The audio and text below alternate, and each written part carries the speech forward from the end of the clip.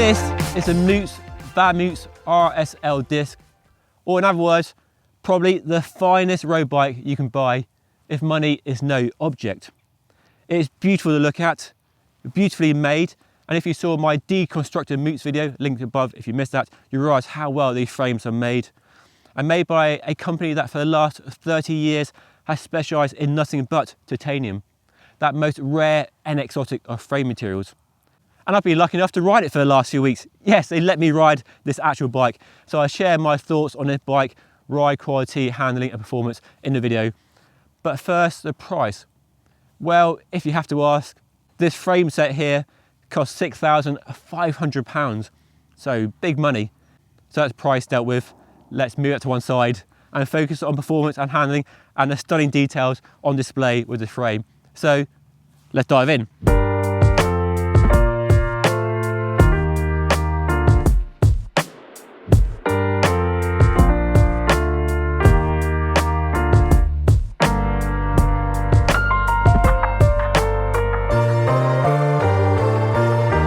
Okay, let's talk about ride quality, and I've come out to some of my favourite roads here in the Cotswolds on quite a gloomy day.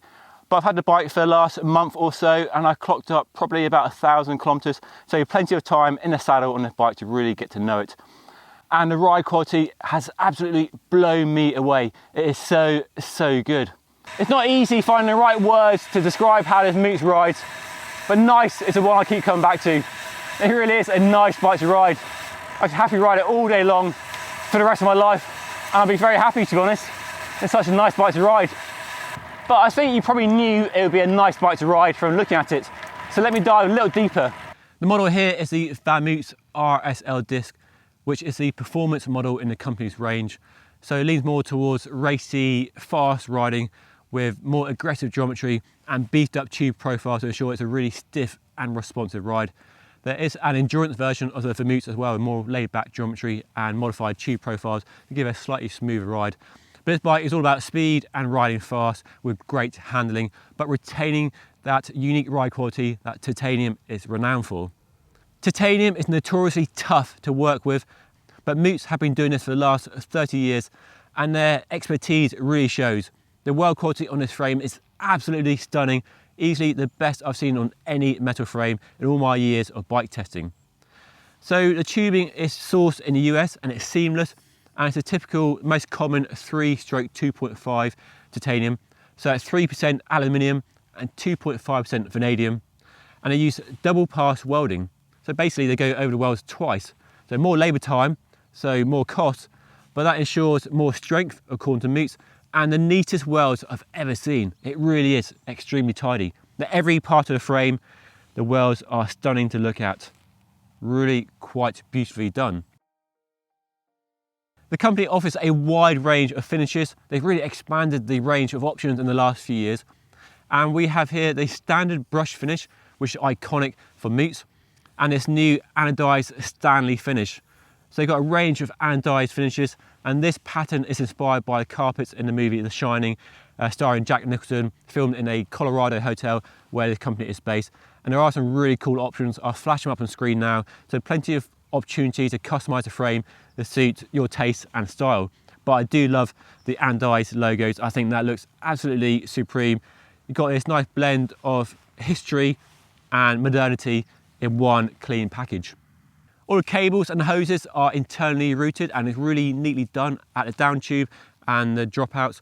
The dropouts, by the way, are 3D printed from the tougher 6.4 titanium. They're not done in-house like most of the frame is. They're outsourced to a local firm in Colorado where they specialise in 3D printing. This is something the company has done in the last few years and it looks really nice. It allows them to integrate the through axle and the flat mount caliper in a way you can't do with typical machining, creating a stronger and lighter dropout. And you do have this rougher surface finish, which is typical of all 3D printed parts, but you've got the logo stamped on the dropout and it's nicely integrated into the stays. I think they've done a really nice job. You might be wondering what this small weld at the top of the seat tube is all about. Well, they use a smaller diameter seat tube to give the compliance they need in the frame, and then use a bigger diameter section just there to give a bigger surface area for the top tube and the seat stays to weld to. So really neat attention to detail. That allows them to use a 27.2mm seat post, which as you can see here is a lovely Moots titanium setback post with a simple single bolt clamp at the top. Very nice. Here in the UK, you don't buy a complete bike from Moots. You buy a frame set from your local Moots dealer or shop and work with them to build the bike of your dreams or to suit your budget or whatever your requirements are. This bike is a demo bike provided by the UK distributor of Moots Saddleback, with a pretty representative list of parts that you would expect to see on a Moots. If you're spending that sort of money on a Moots frame, you're probably not going to put cheap components on, but there's nothing to stop you putting 105 on it and some cheaper wheels. But we've got a very nice build here, centering around a Shimano Ultegra Di2 group set with an RX rear mech with a clutch mechanism, which is the precursor to the GRX rear mech launched last year. And then we have the very spangly MV AR disc wheels with Chris King hubs, and that Chris King theme continues with the bottom bracket and the headset. So real high quality collar and cuffs here, and you need to change the colour of the Chris King hubs, bottom bracket and headset to suit whatever colours you fancy. We've got Viatora 30mm tyres because there's space for wide tyres on the frame, and that's a real nice feature because although it's a performance focused bike, it can be a bike ridden for long rides where comfort is a priority. So maintain that blend of performance and responsiveness, but giving the comfort to look after you on rough roads and long rides is a real key benefit of this design. We've got the company's own carbon fibre fork designed to their specification, but made in the Far East. That's the only part of the frame that's not made in Colorado. Matching the Moots titanium seat post, we have a very lovely, beautifully made Moots titanium stem. These are both quite expensive options, but if you're building a bike of your dreams, the last bike you might ever buy and own, why not go all out and buy a matching Moots stem and seat post for your Moots frame? Just beautiful. Titanium is a wonderful material for smoothing out rough roads. The inherent properties of the material lend itself well to people who want a smooth, comfy ride. But what I like about this model, the Vamoots RSL Disc, is due to the oversized tube profiles and the butting inside the tubes, is there's enough stiffness in the frame that it has a very sporty character. And it's that sportiness of the bike that I really like, and really making this a very compelling bike to my style of riding. And for me, it's a balance of the ride smoothness and comfort you get from this frame material, but with enough stiffness from the oversized tube profiles to ensure it doesn't totally flatten out every bump and crease in the road, and gives you enough feedback through the main contact points, give all the right sensations, and make it a really engaging and lively bike to ride. It really does feel alive on these roads, but it doesn't beat you up. Yes, there are smoother riding bikes. If you want a marshmallow experience, you don't want to feel any bumps through the contact points, something like a Specialized Roubaix will be a smoother ride. But if you want a sporty riding bike, then this bike really delivers. And it's that sporty ride character that I really enjoy about this bike. You've got angles which are similar to a race bike with a head angle and short wheelbase, but the stack and the reach a little bit higher and shorter, so you've got a nice, comfortable riding position. So it's good for all-day riding, but it's still a really fun bike. Throw it into the corners and down on your favourite descent, and it really comes alive. The steering quite fast, so you can change direction really easily, but you've got that all-day ride comfort. So it really does everything from a 1 hour blast around your local loop to a 6 hour big ride into the countryside. The all-up weight for this bike, when I put on the scales earlier, for this size 56, is 8.5 kilograms, which I think is really decent for a metal bike. And that is lighter than many carbon bikes of a similar specification I've tested in the last few years. So no massive weight penalty at all, and you're getting all the beautiful ride quality of a Moots titanium frame. The price will surely put the Moots out of reach for many people. And the price is a hard thing to justify, but when you take into account the stunning ride quality, the build construction, which is on another level, the fact it's made in the US by the same company that for the last 30 years have been doing nothing but titanium, people who are passionate about riding and making the finest bikes they can, all that history and heritage wrapped up with the ride quality and the beauty of a titanium frame will help to justify the price for many people. And for many people, titanium represents the last bike you can ever buy, the last bike to last you the rest of your cycling lifetime. And when you look at it that way as an investment, then the price doesn't look quite so bad. Now there are cheaper options, of course, and it would be remiss of me not to mention those.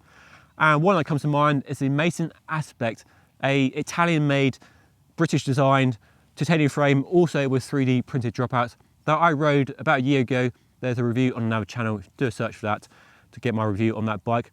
And that frame costs about half the price of the Moots here, but not half the performance. It's a very nice riding bike, looks beautiful as well. I don't think the ride quality is quite at the same level as this one, but it's very close. So that is another option.